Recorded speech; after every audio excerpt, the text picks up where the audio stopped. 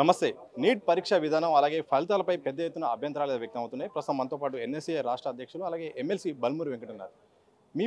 మీరు పార్టీలో ఉన్నారు, అలాగే ప్రభుత్వంలో కూడా ఉన్నారు. ఈ నీట్ విధానం పైన మీకున్న అభ్యంతరం ఏంటి? ఏదైతే నీట్ పరీక్ష రిజల్ట్స్ వచ్చిన రోజుకెళ్ళి యూపీ కానీ హర్యానా కానీ బీజేపీ పాలిట రాష్ట్రాల్లో ఒకటే సెంటర్లో ఫుల్ అంటే నెగిటివ్ మార్కింగ్ ఉన్నప్పుడు ఫుల్ మార్క్స్ రావడం కానివ్వండి, లేదా గ్రేస్ మార్క్స్ అని చెప్పి పేపర్ లేట్ అయినప్పుడు కొంతమందికి గ్రేస్ మార్క్స్ ఇవ్వడం కానీ అనేక అనుమానాలకి దారితీస్తుంది. అండ్ ఎవిడెన్స్తో సహా కూడా బయటపడ్డది. దాన్ని కూడా యాక్సెప్ట్ చేసి ఏదైతే కొంతమంది విద్యార్థులకు ఎగ్జామ్ రీకండక్ట్ చేయాలని చెప్పి కూడా చెప్పారు. అంటే శాంటిటీ ఆఫ్ ఎగ్జామ్ అనేది దెబ్బతిన్నది.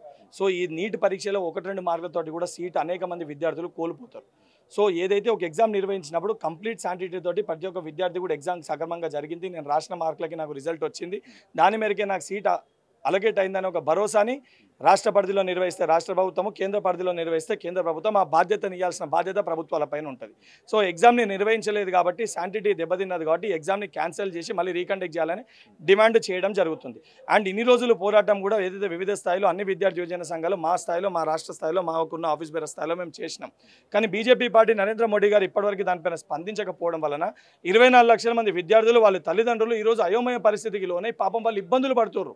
సో వాళ్ళందరికీ భరోసా కల్పించే విధంగా మేము 100% మీ సమస్య పరిష్కారం అయ్యే వరకు మేమందరం కూడా కలిసి ఏకదాటిపైకి వచ్చి రాజకీయాలకు అతీతంగా ఈ సమస్య పరిష్కారానికి పోరాటం చేస్తామని ఒక భరోసా కల్పించడానికి ఆ ఒక మెసేజ్ని ఇవ్వాలని చెప్పి తెలంగాణ రాష్ట్ర పరిధిలో ఉన్న ఏదైతే విద్యార్థి యువజన సంఘాలు ఏదైతే సంబంధించి కలిసి వచ్చే లెఫ్ట్ కానీ తెలంగాణ జనసమితి కానీ అన్ని విద్యార్థి యువజన సంఘాలను ఏకదాటిపైకి తీసుకొని వచ్చి రేపు హైదరాబాద్ నడిబొడ్డున ఏదైతే హిమాయత్ నగర్కి వెళ్ళి అంబేద్కర్ చౌక్ వరకు పెద్ద ఎత్తున ఒక ర్యాలీని నిర్వహించి, ఒక ప్రొటెస్ట్ మార్చ్ని నిర్వహించి ఈ మెసేజ్ని పంపివ్వబోతున్నాము కేంద్రానికి హెచ్చరికలాగా.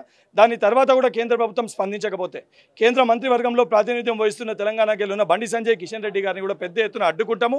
వారిని తెలంగాణ రాష్ట్రంలో ఈ సమస్య పరిష్కారం అయ్యే వరకు కూడా వారిని తిరగనివ్వకుండా అడ్డుకునే బాధ్యత ప్రతి ఒక్క విద్యార్థి యువజన సంఘం కూడా తీసుకోబోతున్నాం. ప్రధాని మోడీ స్పందించలేదని మీరు అంటున్నారు, కానీ తమిళనాడు ముఖ్యమంత్రి స్టాలిన్ స్పందించాడు, కానీ రేవంత్ రెడ్డి మాత్రం స్పందించలేదు. ఈ అంశంపై కూడా ఒక చర్చ. మీరు అడిగిన ప్రశ్నలే సమాధానం ఉంది. బల్మూరి వెంకట ఎన్ఎస్ఏ రాష్ట్ర అధ్యక్షునితో పాటు తెలంగాణ ప్రభుత్వంలో ఎమ్మెల్సీగా ప్రాతినిధ్యం వహిస్తున్నాం. 100% రేపు జరగబోయే ఒక ప్రొటెస్ట్కి ముఖ్యమంత్రి గారి సంపూర్ణ మద్దతు ఉంటుంది. ముఖ్యమంత్రి గారు ఇదే కాకుండా రేపు పొద్దున పార్లమెంట్ సెషన్లో కూడా మా నాయకుడు రాహుల్ గాంధీ గారు అన్ని ఇండియా కూటమి పరిధిలో ఉన్న అన్ని ఏదైతే సంబంధించి అలయన్స్ పార్టీస్ తోటి పెద్ద ఎత్తున ఈ సమస్య పరిష్కారానికి వారు పోరాటం చేస్తారు. అండ్ ఈ ప్రొటెస్ట్ మార్చ్ రాజకీయాలకు అతీతంగా కేవలం విద్యార్థులు, యువజన సంఘాలు తీసుకోవాలని ఒక బాధ్యతతోటి పొలిటికల్ లీడర్స్ని ఇన్వాల్వ్ చేయకుండా ఈ సమస్య పరిష్కారం అయ్యే వరకు కూడా మేము పోరాటం చేస్తామనే ఉద్దేశంతో ఈరోజు విద్యార్థి యువజన సంఘాలతోటి ఈ యొక్క ప్రెస్ మీట్ని ఏర్పాటు చేయడం జరిగింది. సో ఈ సమస్యని పొలిటికల్ మోటివ్ తోటి కాకుండా ఏదైతే సంబంధించిన 24 లక్షల మంది ఏదైతే బాధితులు ఉన్నారో ఆ బాధిత విద్యార్థులకి 24 లక్షల మంది కుటుంబాలకి ఒక భరోసా ఇయ్యనీకి ఏదైతే భారతదేశంలో పుట్టిన ఒక వ్యక్తులుగా విద్యార్థి యువజన సంఘాలకి సంబంధించి రాష్ట్ర అధ్యక్షులుగా, కార్యదర్శులుగా ప్రాతినిధ్యం వహిస్తున్న మా పైన ఆ బాధ్యత ఉంది కాబట్టి మా బాధ్యత మేరకు ఈ కార్యక్రమాన్ని తీసుకుంటున్నాము. దీనితోటి కూడా బీజేపీ పార్టీ పట్టించుకోకపోతే పెద్ద ఎత్తున అందరం కలిసి కూర్చొని ఒక కార్యక్రమాన్ని ఆలోచించుకొని చెలో ఢిల్లీ కార్యక్రమాన్ని కూడా తీసుకొని బీజేపీ పార్టీ మెడలు వంచన్న ఈ యొక్క విద్యార్థులకి న్యాయం చేకూర్చే వరకు మేమందరం కూడా పోరాటం చేస్తాం. చివరిగా మీపై చాలా ఆరోపణలు కూడా వస్తున్నాయి. అంటే ప్రతిపక్షం ఉన్నప్పుడు చాలా విద్యార్థుల సమస్యల పోరాడు దాంతోపాటు అరెస్ట్ అయ్యారు, కానీ అధికారంలోకి వచ్చిన తర్వాత మాత్రం బల్మూరి వెంకట్ సైలెంట్గా ఉంటున్నారు. జియో 46 బాధితులు అయితే చాలా మంది కూడా అంటున్నారు. దీనికి ఏం చెప్తారు?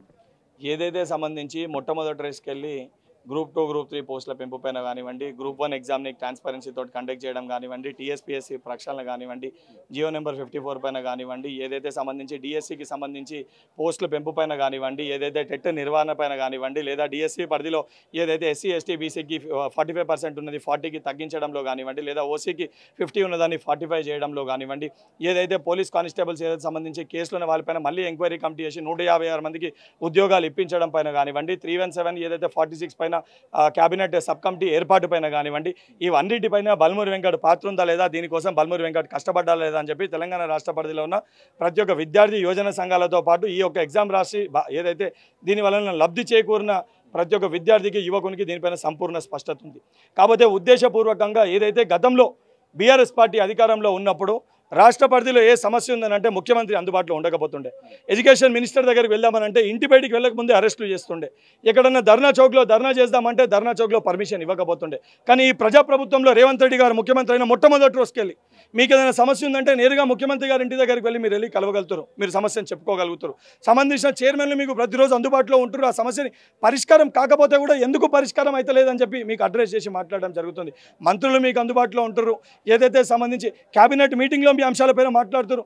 ఎప్పటికప్పుడు బల్మూరి వెంకట్ కూడా నేను ఎమ్మెల్సీ అయిన మొట్టమొదటి రోజుకెళ్ళి నిజంగా ప్రతి ఒక్క విద్యార్థిని ఎవరన్నా మీరు అడగండి, ప్రతిరోజు ఉదయం 8 గంటలకు వెళ్ళి నా క్వార్టర్ నెంబర్ 1010 ఆ రోజు ఇదే దిశాముఖంగా మీడియా ఛానల్ ముఖంగా చెప్పిన, ప్రతిరోజు 8 నుంచి 10:30 వరకు నేను ఆఫీస్లో అందుబాటులో ఉంటా.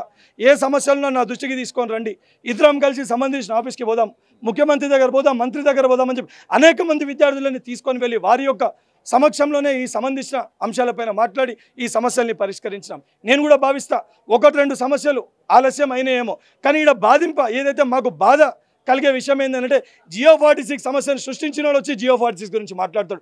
317 సమస్యను సృష్టించిన బీఆర్ఎస్ పార్టీ వచ్చి 317 గురించి మాట్లాడుతుంది. ఈరోజు ఏదైతే కోర్టు కేసులలో ఒక్క జాబ్ కూడా ఇవ్వకుండా, court case horizontal vertical issue తెంపకుండా ఎగ్జామ్స్ అన్ని కూడా కండక్ట్ చేసి ఉద్దేశపూర్వకంగా కోర్టు కేసు చిక్కుముడ్లలో ఈ ఎగ్జామ్ రిజల్ట్స్ ఆపి ఉద్యోగాలు ఇవ్వకుండా ఆపినోడు ఈరోజు బయటకు వచ్చి ఈ ఉద్యోగాల గురించి మాట్లాడతాడు. అసలు వీరికి మాట్లాడే అర్హత లేదు. 100% ప్రతి ఒక్క విద్యార్థి యువకుని సమస్య పైన బల్మూరి వెంకట్ గతంలో ఏ విధంగా పోరాటం పట్టించుకోనప్పుడు పోరాటం చేసిన ఈరోజు ఈ ప్రజాప్రభుత్వం బాధ్యతగా ఈ సమస్యల్ని పరిష్కరించడానికి సిద్ధంగా ఉంది. నిజంగా ప్రభుత్వం పట్టించుకోని రోజు, ప్రభుత్వం బాధ్యతగా వ్యవహరించని రోజు ఎమ్మెల్సీగా శాసన మండలిలో 100% మొట్టమొదటి గొంతు కూడా బల్మూరి వెంకట్దే ఉంటుంది. 100% బల్మూరి వెంకట్ ఆ రోజు కూడా విద్యార్థుల యువకుల పక్షాన్నే ఉన్నాడు, ఈ రోజు కూడా విద్యార్థుల యువకుల పక్షాన్నే బల్మూరి వెంకట్ ఉంటాడు. ప్రతిపక్షంలో ఉన్నప్పుడు ప్రశ్నించాను, సమస్యల దృష్టికి తీసుకెళ్ళి ఇప్పుడు ప్రభుత్వం ఉంది కాబట్టి పరిష్కార దిశగా వెళ్తాను. అలాగే నీట్ విషయంలో మాత్రం చాలా అభ్యంతరాలు ఉన్నాయి. అందుకోసమే కాంగ్రెస్ పార్టీతో పాటు విద్యార్థి సంఘం అన్ని విద్యార్థి సంఘం ఒక ఏకతాటిపై ఉండి మాత్రం నీటిపై మాత్రం పెద్ద ఎత్తున పోరాటం చేస్తాం. ఈ అభ్యంతరాల విషయంలో మాత్రం ప్రధాని మోడీ స్పందించాల్సిన అవసరం ఉందని కూడా ఎమ్మెల్సీ బల్మూరి వెంకట్ చెప్తున్న సందర్భం చూడొచ్చు. కేనపర్సన్ సంతోష్తో సతీష్ దిశ టీవీ, హైదరాబాద్.